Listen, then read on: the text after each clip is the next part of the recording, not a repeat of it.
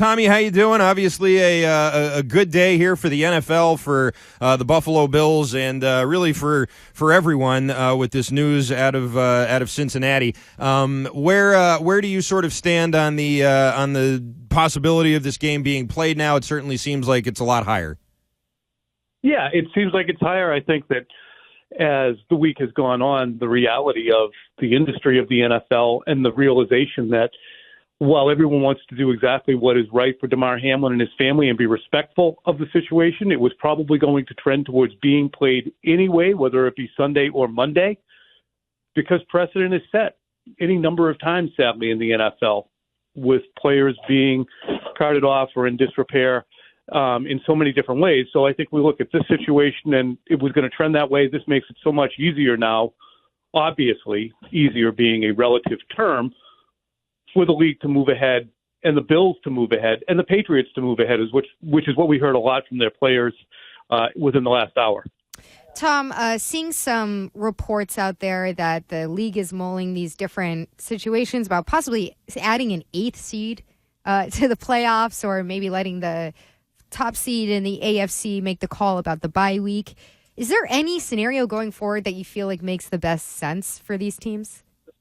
Probably going to winning percentage, I think, would be the best way to do it. And figuring out how between those two teams you would figure out how to make the number 1 seed equitable. I mean, obviously we know the Bills defeated the Chiefs this year.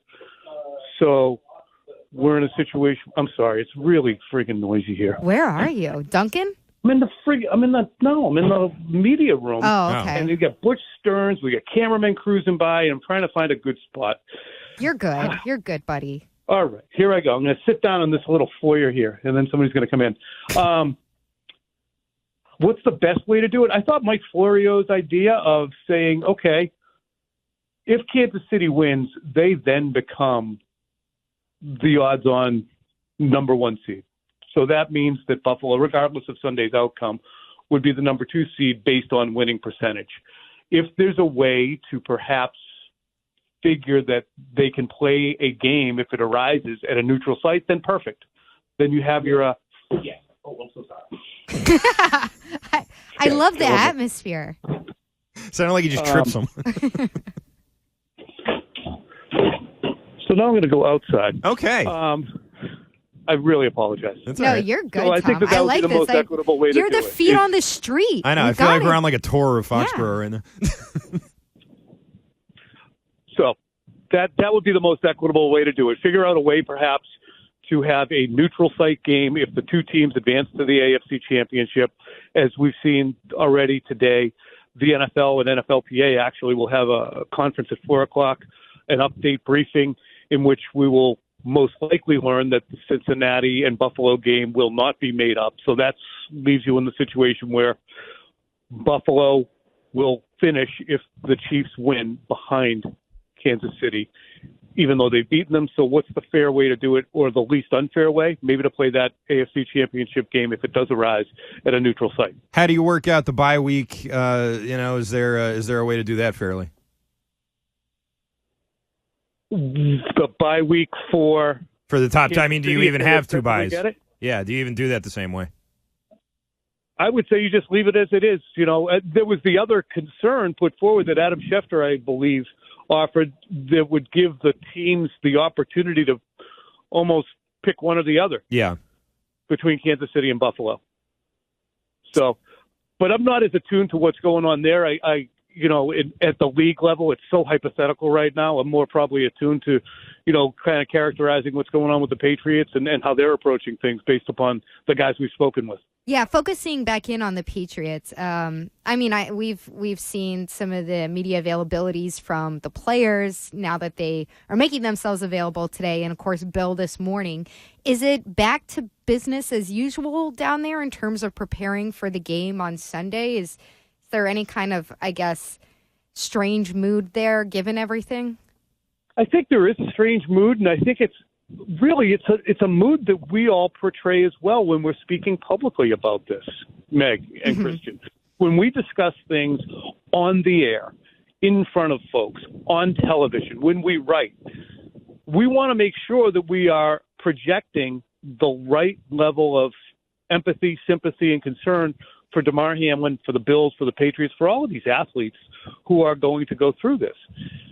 But then I think that we also have a tendency, because we all understand that that is a given, we speak more realistically privately, which is, okay, well, what are we going to do with our pregame show? How is this going to work with this? Are the Patriots going to be able to compete against a team with the intensity that you expect them to in a normal game, knowing what that team went through? So those are all the questions that really arise, and I think that the players are probably confronting that themselves. And what they have to say is, look, if we're going to put on our helmets, if we're going to play the game, we're going to play it as hard as usual.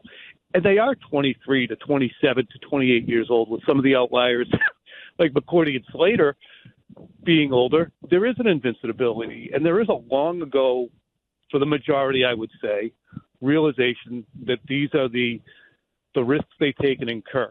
And I don't know about you guys, but there is, I think, a greater gratefulness I feel for the fact that these guys will do this job. Baseball's one thing, basketball's another thing. Hockey is similar.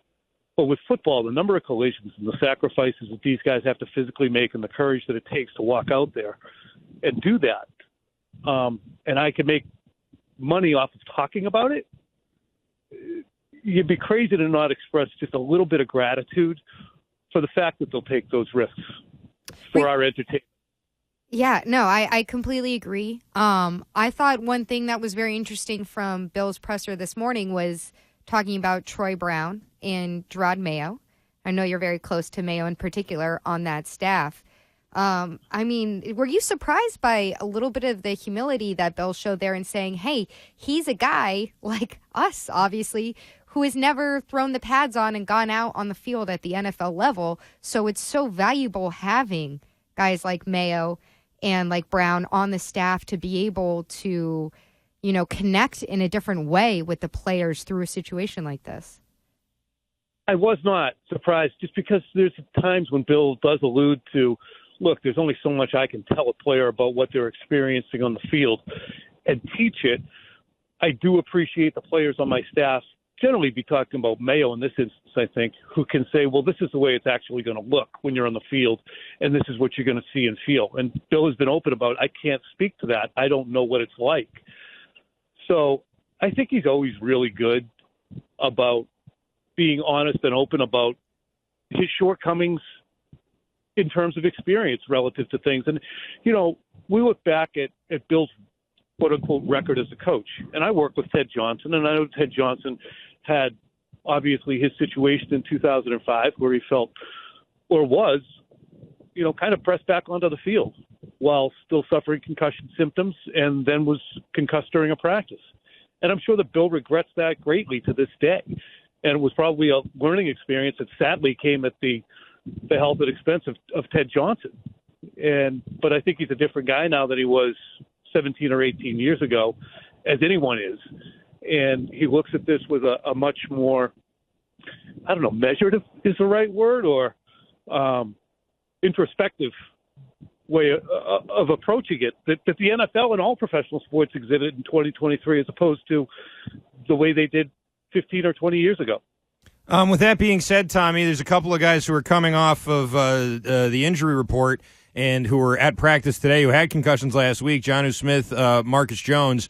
In Jones's case, certainly a big impact player. Is there going to be, do you think, any added emphasis on guys who are coming back from head injuries like that in the wake of Tua? And now I know this wasn't the same with Hamlin, obviously, but just sort of a heightened sense of health and safety going on right now?